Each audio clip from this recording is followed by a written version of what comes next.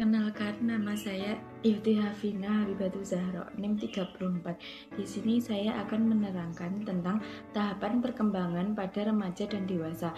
Yang pertama, dalam tahapan perkembangan remaja menepati posisi setelah masa anak dan sebelum masa dewasa. Adapun perubahan besar dalam tahapan perkembangan remaja, baik berupa fisik maupun perubahan psikis yang menyebabkan masa remaja mempunyai psikologi relatif bergejolak dibandingkan dengan masa perkembangan lainnya. Hal ini menyebabkan masa remaja menjadi penting untuk dipertahankan. Yang kedua, dewasa merupakan tahapan perkembangan pasca seseorang menginjak remaja. Tahapan perkembangan dewasa yaitu yang pertama masa dewasa awal atau muda 25-35 tahun. Yang kedua masa dewasa madya atau parubaya sekitar 35-45 tahun. Dan terakhir masa dewasa akhir 45-60 tahun. Assalamualaikum warahmatullahi wabarakatuh. Perkenalkan, nama saya Irfan Al-Basaburi. Di sini saya akan menyampaikan materi tentang kasus tahapan perkembangan remaja serta alternatif tugas bimbingan belajar. Adapun beberapa kesulitan atau kasus yang dialami para kaum remaja. Yang pertama, variasi kondisi kejiwaan. Suatu saat mungkin ia terlihat pendiam, cemberut dan mengasingkan diri. Namun, pada saat yang lain terlihat sebaliknya. Nah, yang kedua adalah rasa ingin tahu seksual dan coba-coba. Hal ini merupakan sesuatu yang normal dan sehat. Yang ketiga adalah membolos sekolah ataupun membolos dalam pelajaran yang lain. Yang keempat adalah perilaku antisosial, seperti suka mengganggu, berbohong, kejam, dan menunjukkan perilaku agresif. Yang kelima, penyalahgunaan obat bius. Yang keenam adalah psikosis. Bentuk psikosis yang paling dikenal adalah psikorozemia setengah gila hingga gila beneran. Nah, adapun alternatifnya di dalam menghadapi kasus-kasus seperti ini atau kesulitan-kesulitan seperti ini. Yang pertama adalah melatih kemandirian remaja. Nah, remaja harus membiasakan diri bersikap mandiri. Orang tua dalam hal ini tidak boleh memperlakukan anaknya seperti anak-anak.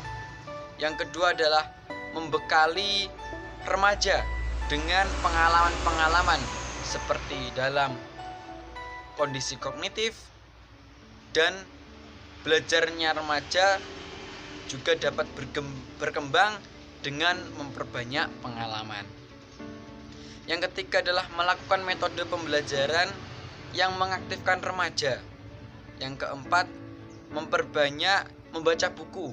Nah, hal ini remaja dapat belajar cara-cara untuk meningkatkan kemampuan kognitifnya. Dan yang terakhir adalah belajar berorganisasi. Nah, melalui organisasi, remaja akan belajar mengenai manajemen kondisi dan masalah. Itu yang dapat saya sampaikan. Kurang lebihnya saya mohon maaf. Wassalamualaikum warahmatullahi wabarakatuh. Saya Hilma Hanafiah, NIM 32. Selanjutnya saya akan menjelaskan mengenai kasus-kasus tahapan perkembangan pada dewasa. Yang pertama yaitu masa dewasa dini atau dewasa awal. Terdapat masalah-masalah tahapan perkembangan pada masa dewasa awal, diantaranya terdapat masalah dan ketegangan, perubahan nilai-nilai, kreativitas, dan penyesuaian diri pada pola hidup yang baru. Kemudian yang kedua, masa dewasa madya atau dewasa tengah. Biasanya terjadi penurunan kekuatan fisik dan penurunan daya ingat. Masa ini merupakan periode yang panjang dalam rentang kehidupan. Usia tersebut dibagi menjadi dua bagian, yaitu usia madya dini, yaitu usia 35 tahun sampai 50 tahun. Kemudian usia madya lanjut, yaitu usia 50 sampai 60 tahun. Yang ketiga adalah masa dewasa lanjut atau dewasa akhir. Kebanyakan pria dan wanita sekarang tidak menunjukkan tanda-tanda ketuaan mental dan fisik sampai dengan usia 65 tahun, bahkan sampai usia 70 tahun. Usia lanjut dibagi menjadi usia lanjut dini antara usia 60 sampai 7 tahun dan usia lanjut berkisar usia 70 sampai dengan akhir kehidupan seseorang. Baik, di sini saya akan menjelaskan tentang alternatif tugas bimbingan pada remaja. Salah satu berada dalam rentang kehidupan ialah fase remaja. Masa ini merupakan segmen kehidupan yang penting dalam siklus perkembangan individu dan merupakan masa transisi yang dapat diarahkan kepada perkembangan masa dewasa yang sehat. Apabila tugas perkembangan sosial ini dilakukan dengan baik, remaja tidak akan mengalami kesulitan dalam kehidupannya. William Kay, sebagaimana dikutip Utrecht Jaja, mengemukakan tugas-tugas perkembangan masa remaja sebagai berikut.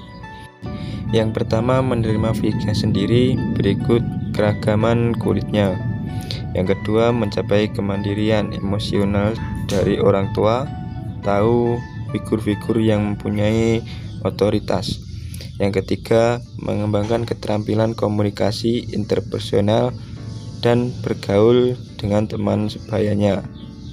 Yang keempat, menemukan manusia model yang dijadikan identitas dirinya. Yang kelima, menerima dirinya sendiri dan memiliki kepercayaan terhadap kemampuan sendiri. Alternatif atau solusi tugas bimbingan belajar dari kasus tahapan perkembangan remaja yang dapat diterapkan untuk menyelesaikannya yaitu sebagai berikut. Yang pertama, melatih kemandirian remaja. Remaja harus dibiasakan diri bersikap mandiri. Yang kedua, membekali remaja dengan pengalaman-pengalaman. Kondisi kognitif atau belajarnya remaja juga dapat berkembang dengan memperbanyak pengalaman. Yang ketiga, melakukan metode pembelajaran yang mengaktifkan remaja untuk memecahkan masalah. Yang keempat, memperbanyak membaca buku. Dari membaca buku, remaja dapat belajar cara-cara meningkatkan kemampuan kognitifnya. Yang kelima, belajar berorganisasi.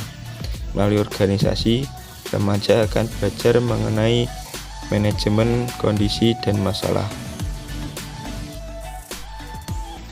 Saya Heni Noraili NIM 031. Di sini saya akan menjelaskan mengenai alternatif tugas bimbingan pada masa dewasa. Dalam menjalani kehidupannya, orang dewasa sangat perlu dan penting dalam menyelesaikan tugas perkembangannya, agar dalam kehidupannya tidak mengalami masalah dan merasa bahagia menjalani sisa kehidupannya. Dari kasus-kasus yang sudah dijelaskan sebelumnya, alternatif bimbingan pada masa dewasa diantaranya yaitu 1. Masa dewasa awal, yaitu memiliki pasangan hidup. Yang selanjutnya mencapai pesan sosial. Yang selanjutnya mencapai kemandirian sosial. Yang kedua, masa dewasa madya, yaitu menyesuaikan diri terhadap perubahan fisik dan fisiologisnya, menyesuaikan diri terhadap kehidupan keluarga. Yang ketiga, masa dewasa akhir, yaitu menciptakan kepuasan dalam keluarga sebagai tempat tinggal di hari tua dan membina kehidupan rutin yang menyenangkan.